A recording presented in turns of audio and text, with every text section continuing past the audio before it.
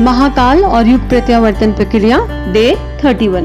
परम पूज्य गुरुदेव वंदनीय माता जी को हृदय से आभार कि उन्होंने ये मौका दिया कि इस किताब का स्वाध्याय हम सब मिलकर कर रहे हैं। परम पूज्य गुरुदेव से प्रार्थना कि इसके माध्यम से जो भी हमारी चेतना को वो सिखाना चाहते हैं, समझाना चाहते हैं, हम सब वो समझ पाएँ। देखिए, कल गुरुदेव दक्ष का बता रहे थे कि किस तरह सती जी जो है उन्होंने आत्मदाह किया और किस तरह महाकाल को ये असहनीय था और किस तरह उनके 11 टुकड़े कर दिए जब प्रार्थना करी गई ब्रह्मा जी से और विष्णु जी से, और वो 11 शक्तिपीठ किस तरह खड़े हुए। तो हमारे भीतर से एक एक जन से किस तरह 11 मिनिमम खड़े हो सकते हैं, क्योंकि गुरुदेव चाहते हैं कि हम सब शक्तिपीठ बन जाएं, चलता फिरता शक्तिपीठ हम सब बन जाए। ये गुरुदेव की हम सबसे एक अपेक्षा है छोटी सी कि आत्मनिर्माण करें। आगे गुरुदेव इसमें लिख रहे हैं, पौराणिक गाथा की पुनरावृत्ति उसी घटनाक्रम के साथ फिर सामने आ रही है।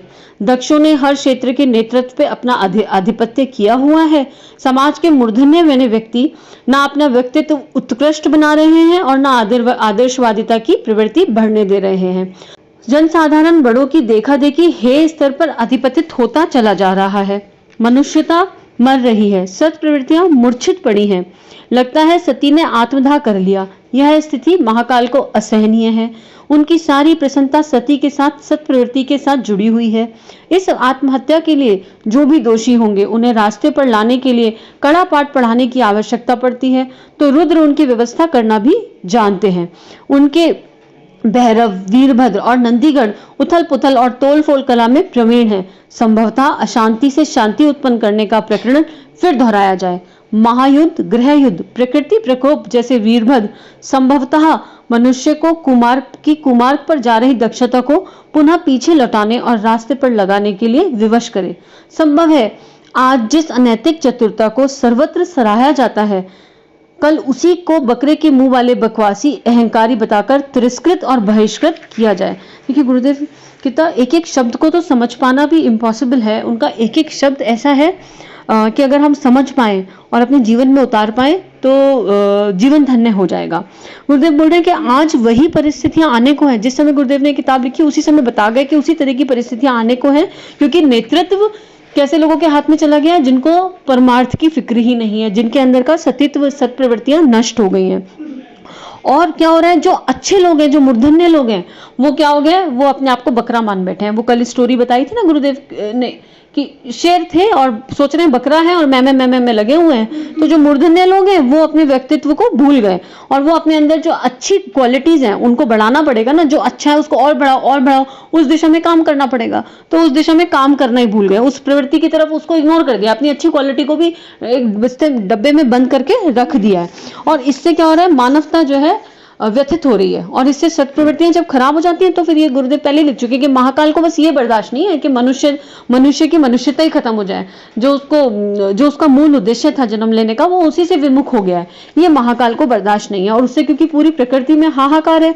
तो गुरुदेव बोल रहे हैं कि जब ऐसा होगा, जब सत्यत्व, जब आत्मा आत्महत्या की कगार पे आ जाएगी, शरीर रूप में नहीं, जब आत्मा अंदर से चिल्ला रही होगी, बोल रही होगी कि अरे सुनो मेरी बात, और हम बहरे हो जाएंगे, हम अपनी आत्मा की आवाज ही सुनाई आनी बंद हो जाएगी, तब उसको सही मार्ग पर लाने के लिए कुछ भी करना पड़े वो किया जाएगा।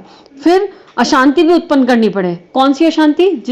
जो शांति दूत की तरह आएगी, जिसके भीतर एक ही भाव होगा। उस समय महाकाल के भीतर करुणा, प्रेम कि मेरे बच्चे सही रास्ते पे आ जाएं, जो वो विस्मरण हो गया है उसको स्मरण कर पड़े।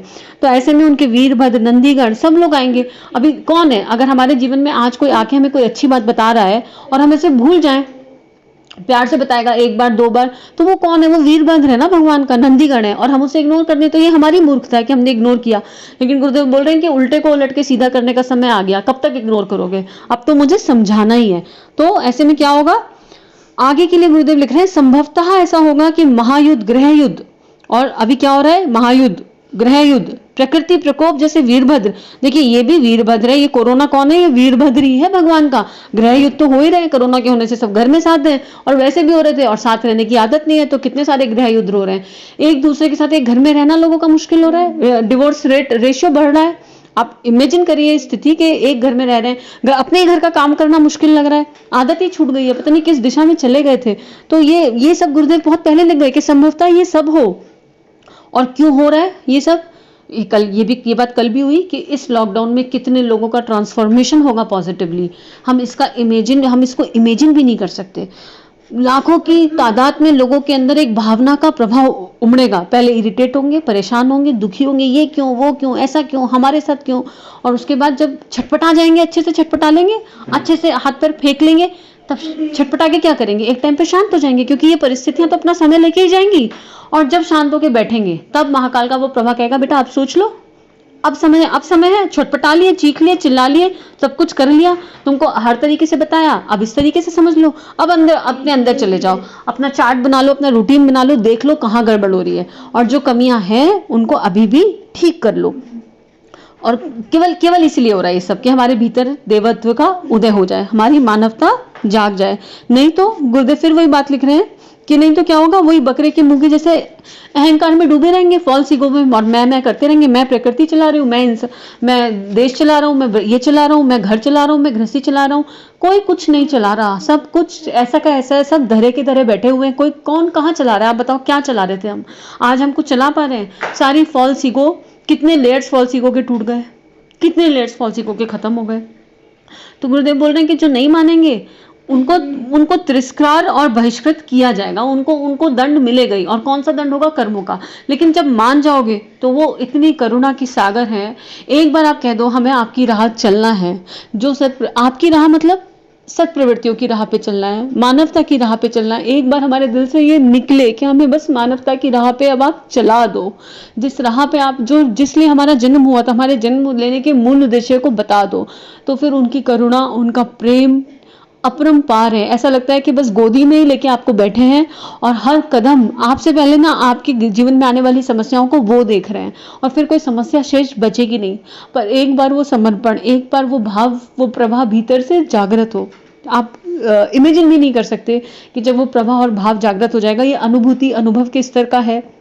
और गुरुदेव से प्रार्थना कि आपके इष्ट, आपके भीतर ये प्रवाह, देवीय प्रवाह जागृत करें इसी पल, जिस पल आप इसे सुन रहे हैं। और अगर आपके लिए बेस्ट है, आपके लिए उचित है, तो वो प्रवाह आपके भीतर जागृत हो और आप सोचें कि अब मुझे क्या करना है। आप पूछें उनके साथ बैठ के उपासना में, ये ना बताएं अब कि मुझे क्या चाहिए, ये पूछें कि हम आपके किस काम आ सकते हैं, हमारा क्यों जन्म हुआ, हमें एज एन इंस्ट्रूमेंट हमसे जो करवाना चाहते हो वो करवा के ले जाओ। ये हम बोले बैठ के उपासना के माध्यम से। आगे गुरुदेव लिख रहे हैं, आज की अनैतिक चतुरता ने समस्त समाज को अस्त व्यस्त और त्रस्त कर दिया। जो हरकतें न्याय नीति की दृष्टि से स्पष्टता गणित और निंदनीय हैं, वे ही खुलेआम दोहराई जा रही हैं और जनता तथा सरकार दोनों उसका निराकरण करने में असमर्थ हैं। मालूम होता है इस उच्च श्रृंखला को मिटाने के लिए दैवीय शक्ति को ही कोई ना कोई योजना करनी पड़ेगी। कितना पेन गुरुदेव के हृदय में रहा होगा ये शब्द लिखते हुए। और हम देख ही रहे हैं, रेप कितने खुलेआम हो रहे हैं, चोरी हो रही है, गालियां दे देते हैं, इधर उधर एब्यूजिव लैंग्वेज, कितना कुछ हो रहा है जो नहीं होना चाहिए, और इसे कोई रोक नहीं पा रहा। क्योंकि रोकेगा कौन? हमारे भीतर का देवत्व जागृत हो तो वही तो रोकेगा। बाहर से कितनों को कंट्रोल कर लेंगे, एक अकेला हजारों को, लाखों को, कितनों को समझा लेगा। वो भीतर से आना चाहिए कि नहीं ये उचित है, ये अनुचित है, ये करने योग्य, ये करने योग्य नहीं है। लेकिन ऐसा हो नहीं रहा। क्यों? क्योंकि सतित्व, जो सती है अंदर की, वो नष्ट हो गई है। नष्ट तो नहीं हो सकती, सो गई है, उसे हमने सुला दिया। इतना इतना कुछ नेगेटिव किया कि उसे सुला दिया। तो यही गुरुदेव के हृदय की वेदना है उस समय की। और गुरुदेव दूरदर्शी थे, उन्हें सब दिख रहा था कि 2020 में क्या होगा, ये किताब लिखते हुए।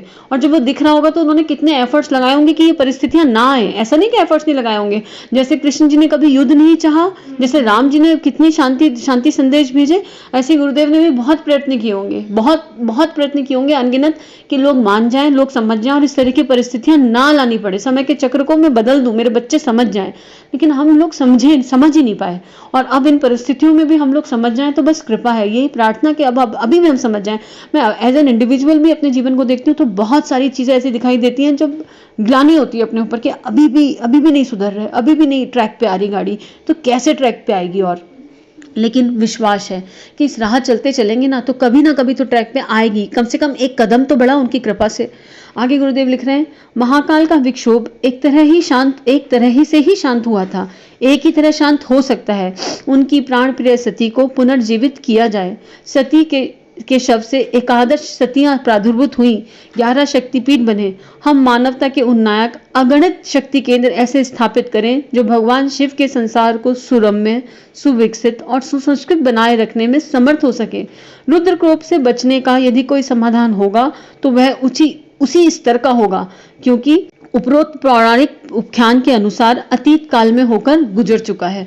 देखिए गुरुदेव बोल रहे हैं ये पौराणिक है और ये सब हो चुका है, लेकिन शक्ति को जागृत करना पड़ेगा, अपने भीतर की सती को जागृत, अपने भीतर उन मानवता के गुणों को जागृत करना पड़ेगा। वो ऑलरेडी है अंदर, आपको कहीं बाहर से कुछ नहीं लाना, हम में से किसी को बाहर से कुछ नहीं लाना। आत्मा के मूल गुण हैं, बस उनकी तरफ पलट के देखना है और ये साहसियों का कार्य है। एक कदम बढ़ाना है, बढ़ाएंगे ना तो क्लीनिंग होगी। देखो जब दिवाली की सफाई करो ना तो कूड़ा सतह पे आता है, तो जब आप कदम बढ़ाओगे उपासना, क्योंकि उपासना साधना आराधना यहाँ तीनों आवश्यक है। उपासना मतलब उस इष्ट के पास बैठना, उससे दो बातें करना, मंत्र की शक्ति को जागृत करना, जो भी आपका इष्ट मंत्र है उसका स्पंदन अपनी नसों में, अपने शरीर में क्रिएट करना।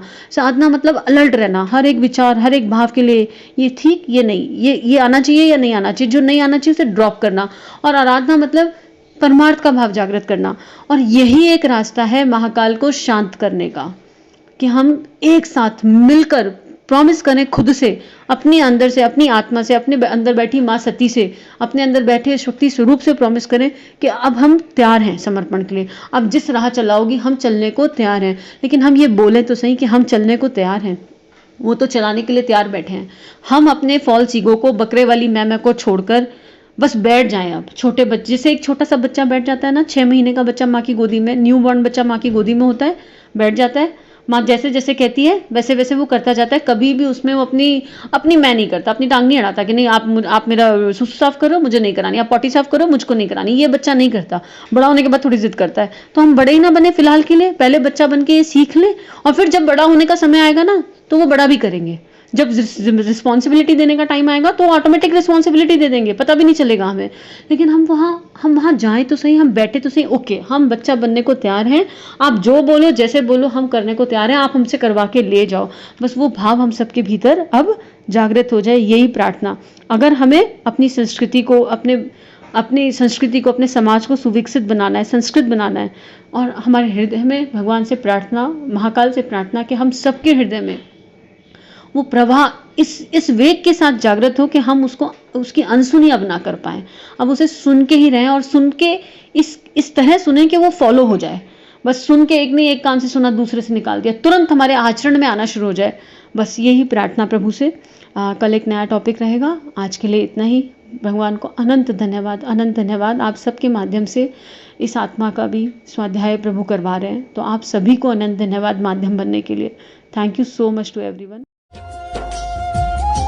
हमारे YouTube चैनल को सब्सक्राइब करें और बेल आइकन को दबाकर ऑल पर क्लिक करें ताकि नोटिफिकेशंस आपको मिलती रहे।